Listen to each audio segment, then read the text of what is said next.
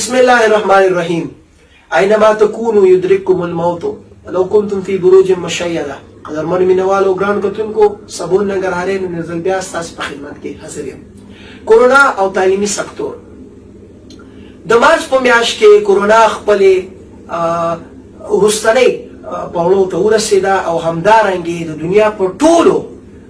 هیوادونو کې خپلې منګولې خښې کړې. ورځ په ورځ د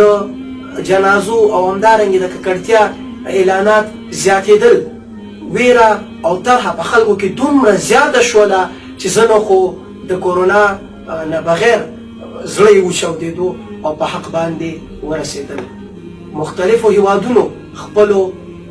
هوایي او بحري ډګرونه او همدارنګې ځمکني پولې بندې کړې او مختلف تعلیمي ادارې او همدارنګې د ژوندانه بنسټیز ځایونه د بودوبای ځایونه بند کړل. خو بیا هم د الله پاک د توبې او د مغفرت دروازه کلا وه. د کوم له امله چې د کورونا هغه سختیا هغه ورځ په ورځ کمېدله او همدارنګې انسانانو باندې الله پاک مهربانه شو. قدرمن مینوالو، څه هم که پولې او همدارنګې بندرګاوې یا هوایي ډګرونه بند وو، خو دې سره سره څنګه چې ما مخکې یاده وکړه ده، تعلیمي سکتور باندې هم ډېر زیات اثرات پرېوتل او ډېر زیات اغېزمن شولو. د کوم مثال چې د مکتبونو او د نورو تعلیمي ادارو باندې بندیزونه لګولو. دا په دې پلمه باندې چې د دې کورونا د وبا مخنیوی وکړی شي. ځینو مکتبونو او ځینو تعلیمي ادارو چې کله دا ادارې بندې شوې، هغوی آنلاین طریقې نه تدریس شروع کړو، کوم چې د پیل نه مخکې ټولو خلکو له پته وه چې نتیجه او ریزلټ به یې صفر وي، ځکه چې کوم درس یا تدریس چې په حضوري بڼه باندې کېږي هغه په آنلاین بڼه باندې هیڅکله نشي کېدی. آنلاین درسونه په هغه هیوادونو کې چې پرمختللي وو هغوی څه ناڅه نتیجه ورکړه، خو په داسې هیوادونو کې لکه پاکستان، افغانستان، هندوستان او همدارنګې د دوی همسایه هیوادونه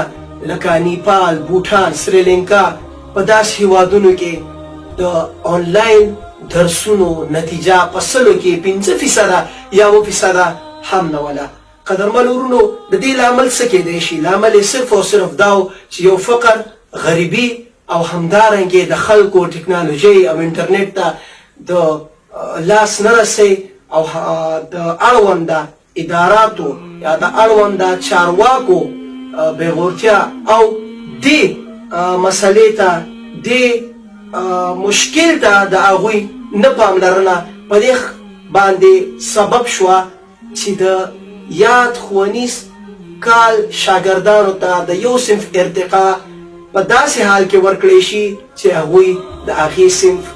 مخ هم نه وي لیدلی. قدرمن ورونو، د کورونا په وجه چې کوم بندیزونه لګېدلي وو، د هغې نه د پرایمري یا د ابتدایه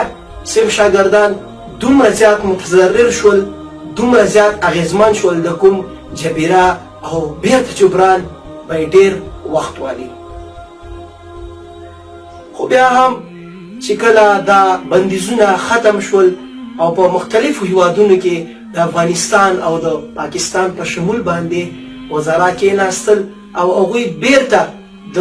مکتبونو شروع کول لو اجازت یې ورکړو، خو هغه هم د یو څو شرایطو په شمول باندې، دا چې هر څه بیرته د غوړېدو او بیرته د بهترېدو په طرف روان شو. د پاکستان او افغانستان په شمول په نوره دنیا کې د کورونا دویمه څپه راغله، د کوم له وجې چې بیا اضطراري حالت راغلو او مختلف مکاتب، تعلیمي ادارې یو ځل بیا وتړلې شوې. هغه بله ورځ یو استاد سره زما خبرې کېدې، هغوی راته څه داسې وویل چې شاګردان د ډېر زیات چوټیانو، د ډېر زیات رخصتیانو له وجې نه د هغوی په تعلیم باندې ډېر زیات اثر پرېوتی دی او همدارنګې دا چې ځینو شاګردانو ته په داسې حال کې د یو صنف یا د یو کال ارتقا ورکړی شوه چې هغوی درس هم د هغې نه وویلی ډېر زیات اغېزمن شو او د هغوی سبقونو کې ورته اوس ډېر زیات مشکلات او خنډ پیدا شوي او په آخره کې د اړوندو چارواکو نه دا غوښتنه کوم څو هغو د خپل بچو او په خاصه توګه بیا د افغان مهاجرینو بچو دې مشکل او دې ستونزې ته ډېره زیاته پاملرنه وکړي او همدارنګې ورله متوجه شي چې دا د سبا راتلونکي همدا چارواکي د سبا راتلونکي همدا مشران کوم چې نن د دې دور ماشومان دي دوی په تیارو کې ونه ساتلی شي که داسې اضطراري حالت بیا راغلو چې د دې لپاره د مخکې نه یو پلان یو جامع پلان وسنجولی شي څو د تعلیم او د تعلم دا سلسله قطع نه شي او له تاسې قدرمنو څخه یو ورکوټی درخواست دی هغه دا چې تاسې په خپل کورونو پاتې شئ خوندي پاتې شئ سلامت پاتې شئ خانه بمانید صمیمانه بمانید د الله په امان سباوون ننګرهاري